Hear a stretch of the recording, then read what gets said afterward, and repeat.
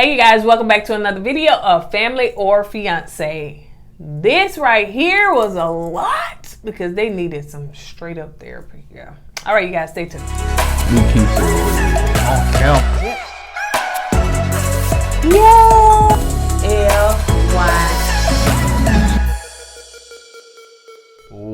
Welcome back, KOED family. Welcome back. Welcome back to another video of Kourtney and Eddie. I'm Eddie, aka E-Dub. This is my lovely wife, Kourtney, also known as Coco. and this is Kourtney and Eddie. This channel is all about relationships and reviews. And tonight we're gonna be talking about family and fiance. Family or fiance. Okay, family or fiance. So if you're brand new to this channel, you haven't subscribed yet, go ahead and hit the subscribe button down below. And if you're watching us on Facebook, make sure you hit like and follow on all social media sites. You guys follow us and comment. All right, we're gonna do that anyway. All right, so let's get into it. I think it's Maya and Chris. If I'm pronouncing it wrong, I'm so sorry. So it's called Marry, Divorce, Repeat. So that's what happened to them. So they met because she was celebrating, if I understood correctly, she was celebrating getting divorced the first time. I guess with her first marriage. Child, how many times you done been married? Married. And so he saw her while she was up there celebrating and stuff like that, and he was like, oh, I gotta have her. So they locked eyes, and she slipped the bartender her phone number and said, give it to that dude. I was saying to myself, what do they do that? Do they still do that? But anyway, so he texted and said, okay, there go my future wife. So he already knew who they were going to be his wife. That was quick, man. You know, the divorce is final and you celebrating your divorce.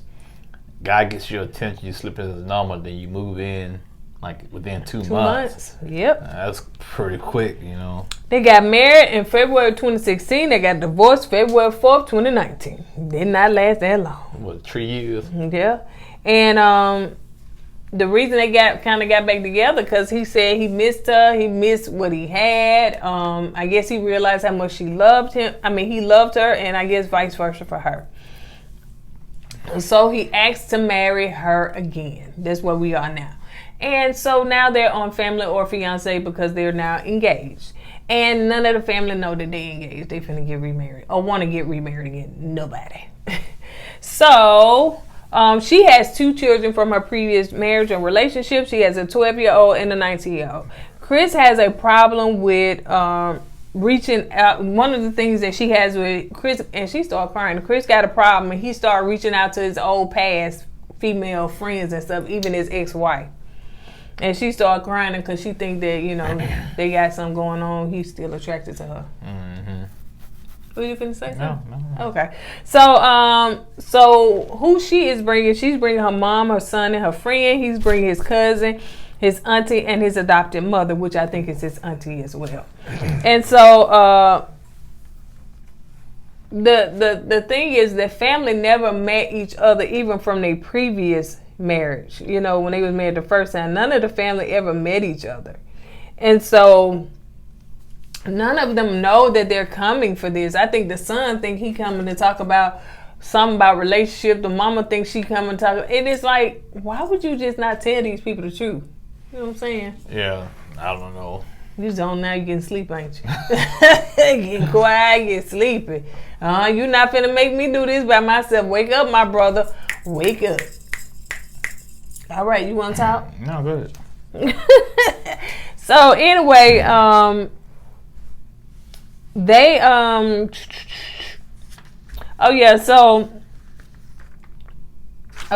the family came in and everything, so they told each other that they were back engaged. They shocked. So what you think about this, baby? Give your insight, honey, before you go to sleep, child, because you zoning out. Yeah, I am zoning out. That was quick, man. We just did one video. Yeah, I know. That's why it happens when I don't get to talk. I zone out. Well, this what happened when I asked you. You got something to say? Open your mouth and say it. That's why I said the things I'm about to say. You already said it, but I don't want nobody to say I said it again. They go it again, mansplain. That was a long time ago. One time, that's still stuck with me. Well, let it go. But anywho, what were we talking about? Family of Fiancé. I know that. We're talking about the family don't know them, and well, she said the reason why she didn't tell nobody because which I kind of feel on this one too. Well, I ain't want nobody to say, you doing this again? She don't hear no negativity about it, which I understand because you tell somebody that you doing something they don't like, especially your family, you gonna hear it. Why are you doing that again? That don't make no sense. You stupid. You dumb. And she didn't want to hear that, so she kept it a secret. Yep. I get it. Her mom, her issue is that she want to know what has changed because ain't nothing changed. Like, why are you doing this again? Her son said, y'all need to tell each other how you really feel. The friend was like, she wants that each one of you to respect each other. Like she wants him to respect you.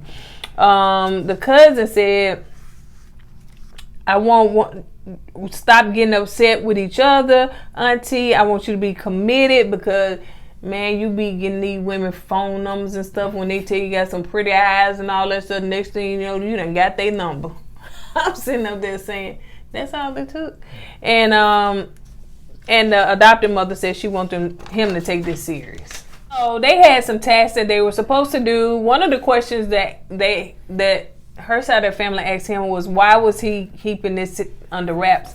And he said he wouldn't, and I'm saying, yes, y'all would. Y'all ain't told nobody. No, he haven't told nobody because he haven't spoken to his family in like 6 years. Hell yeah, that ain't that crazy? Yeah, and he's like, whoa, we get a phone call, come on the show, I haven't heard from you in 6 years? Yeah. That's weird. So they asked, have they planned a date yet? He was like, yes, 11/11.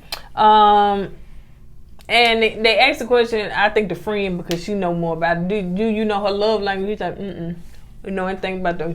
But Mia, what's her name? Mia. Maya. She said she told him about her love language. And apparently he just didn't listen. He just didn't care. The question was asked with her that she don't know if they asked, well, why you doing it again or whatever, has he changed? She said she don't know if he changed.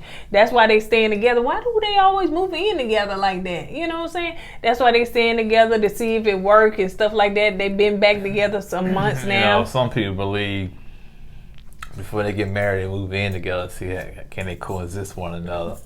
I think you wanted to try that with me. Okay, yeah, man, but it didn't work. Yeah. You got to get the ring. You got to get by the cow, get the milk for free or whatever they say. I started to say something about some milk, but we'll continue on with the video. So, she said that she has told him her love language, and he still can't get it or whatever. And she said that she feels like he has a lot of insecurities and stuff like that. And as we know that he got a lot of issues dealing with the death of his mom when he was 15 years old. Yeah. Go ahead, okay. Yeah, he lost his mom when he was 15. And the way we understood that, the mom was a good mom, he had a good life, and all of a sudden, I guess his mom was murdered or something. Okay, and I guess. Yeah, that's what they said. Okay. Killed. Okay.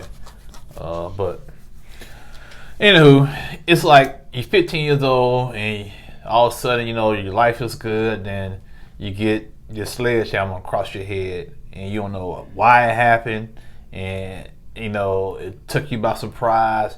Now you're 15 years old. You're in all this chaos now. Mm-hmm. So ever since then, he's been having all this in him, so which I kind of understand, you know what I'm saying, being that young and your mom being taken away from you like that and you don't know why. And it's always so important to grieve properly. He never did. Yeah, he never really grieved. And the auntie said she kind of blamed herself for that because they were young, and she grieved because she talked to people. And they sometimes forget about the children. Kids, right. So, and the auntie said, he needs some deep therapy because of his childhood trauma, his issues.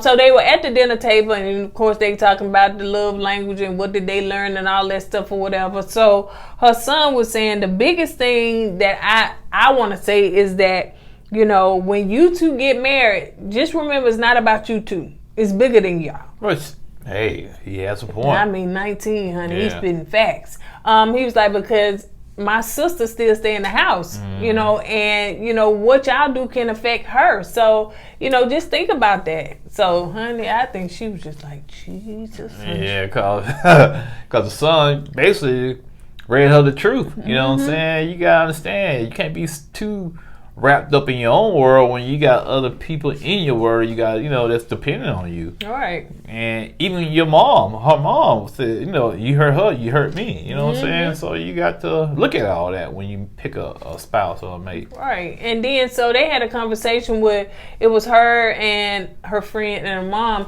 and basically just asking questions like, why are you doing this again? Has he changed? And so she was like, well, honestly, after being here, no, he hadn't changed. Like, what you doing this for then? Like, what's for? I agree with what you said off camera.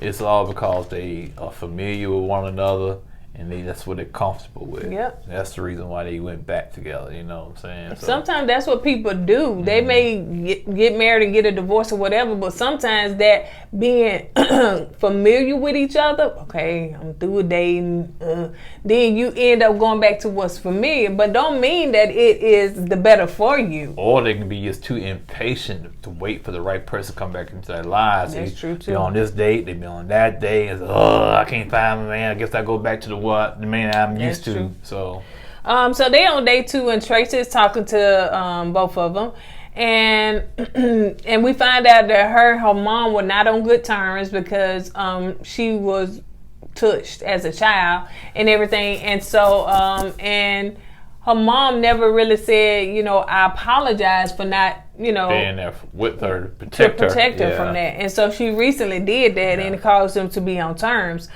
Tracy said that both of them are really and truly kind of like toxic for each other.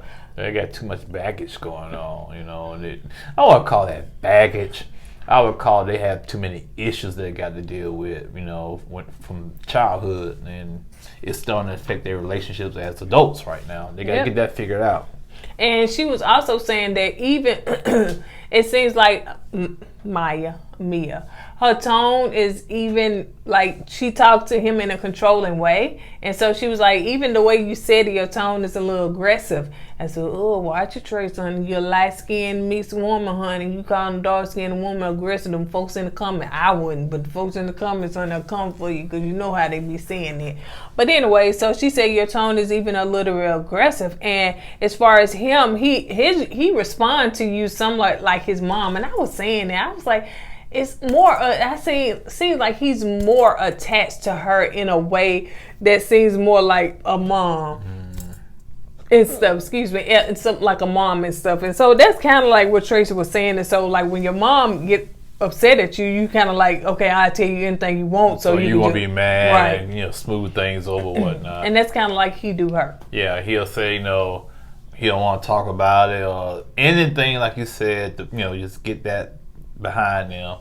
And like I said, I understand. Well, I understand why he went through that. I get it, you know, why he feel this way and why he did what he did. But you got to, like you said, you never grieve, right? You got to get help. Right. You got to get help, because if not, you're just going to destroy people that's in your circle, man. Every time you date somebody, you know, you're going to put all that stuff in your past on their plate, and some people just can't handle it. Yeah. So they talked to a grief therapist. And I was wondering why they all had blankets and stuff, but I think they opened up the door maybe so that, you know, they can get some air in that house and it probably is cold. Yeah, probably. You think so? Yeah. But so she's talking to Chris about, you know, his mom and how was his mom, and he said he always be asking, why do I have to suffer like this? Like, he talked to his mom, and I guess, you know, he talked to his mom in his head or however, every day. He think about it every day, all day, you know, and man, I just can't imagine him, you know, I don't know how old he is now, but 15 until you're an adult, you know what I'm saying? But we got to be careful with this too, because a lot of people would blame what they doing on their trauma, use that trauma as a crutch, right? Use it as an excuse to get away with everything and do everything. You know, like, hey, from here to exactly. You know what I'm saying? They use that trauma to act out and say, oh, yeah, it was cause I went through this, And actually, it's not that. It's just you just want to do that anyway. That bad behavior. Yeah. And so, the auntie, that's when she said that, you know, she got counseling, but she didn't seek to get. So she feels accountable for him in that area. So the therapist said that one thing she said, something that you don't get to say because of what y'all been through. You don't get to say, we out of here. I'm out of this relationship. I'm out of here because of what you've been through. She said it's like taking a weapon to you. So those are words that you cannot use. So she also talked to her about, you know, her issue and stuff, because she asked her what she was feeling. So they got finished with everything. They talked to Tracy and they said, what is next? And they said both of them are next to get therapy, some deep, good old therapy. Which I thought was the smart thing to do. You know, they get therapy. Don't get past me. We just talking when they sitting on the couch. Oh. Okay, because I know you finna jump, honey. Jump. So they said that's the right thing to do, right? So she said, so now this is the blessing ceremony. So you finna skip all that. No, I was gonna say that. That's what I'm saying, but this the blessing ceremony. So in the blessing ceremony, now you can say that. That's what I was trying to get at. But okay. No, you finna jump to the end. I know you. No, I was gonna say he was telling everybody they're gonna get therapy. They're gonna get That's not what I was saying. You never said blessing ceremony. That's all I'm saying. They were standing in front of the blessing ceremony. See, you weren't finna say that. You just see, you thought I was talking about another part. Excuse us. So you thought I was talking about another part. No, I'm talking about the part when they were sitting on the couch. They still sitting on the couch, but you had already jumped to the part when they were standing up telling the family what their decision was. Because that part on the couch don't mean nothing. See that? All right. All right, they in the blessing ceremony, standing up in front of the family, said, we're going to do something different. We're not going to get married. We're going to push the wedding back. And we're gonna get counseling and therapy for each other, and we're gonna get therapy as as a couple, so we can come together, better, and we be better for each other, So everybody was happy and relieved. Okay, yeah, y'all do need therapy, y'all need counseling individually, so y'all can come together, right? And they hugged, and they prayed, and they took pictures, and the words came up. That joker ain't learned nothing. As soon as he got back, he started talking to another woman. And she kicked him slap out. And the mama said, block him. Block him. This time you better block him. And all that talk about getting help and therapy, he ain't got it. He still ain't got there. See, what I think he does is that he don't like to go too deep. So what he does his therapy in his mind. Dating women. Yeah, is going to the next woman, talk to the next woman, talk to the next one, instead of going and talking to a counselor that can help him to deal with those deep-rooted issues. Just like what I posted on the community tab today. And I know there was a blessing for others because it was a blessing for me, because I really felt led to post that one. And it's basically saying that stop avoiding the issue. Just go through the process, no matter how much it hurts, and deal with it. Because sometimes you just got to deal with your issues. Because if not, you keep avoiding it, it's not going to get better. It's going to get worse. Yeah, agreed. And with Chris, like you said, he don't want to feel too good about himself, because once you get on that cloud nine, and get snatched away from you, like self-sabotage. Yeah, he get snatched away from him like he was when he was 15 years old when his mom passed. He don't want to go through that pain again. So before he gets all happy, he'll self-sabotage so he can just keep it from getting so hurt. So when you get in that cycle. Yeah, you're not going to be with one for a long time, because you're going to get too attached to that woman. You're going to be on cloud nine. The first thing comes to your mind, what if something happens to her? Am I going to feel that pain again? So what you do, you put that wall up and you kick her to the curb, or she kicks you to the curb, and you go on to the next one. Well, on that note, you guys, it didn't end on a happy note like we thought it did. After you read it, honey. I was like, man, you guys are going to get therapy. They're doing the right thing. That's what I'm talking about. Get that help. That joker went texting other women, and she said, "Oh no, you ain't." He kicked him out. Mom said, "Block him." He been blocked. So yeah, man. So sad. It is. All right, you guys. On that note, that's all we got. We're gonna go ahead and get out of here, because as y'all can see, honey, we be tired after we do these 2 videos, honey. We be tired. So we will see you guys on the next video. Don't forget to go with God and let God go with you. What you say? Man, I'm sorry. And always put God first in your life. I'm sorry, God. I'm tired. Deuces.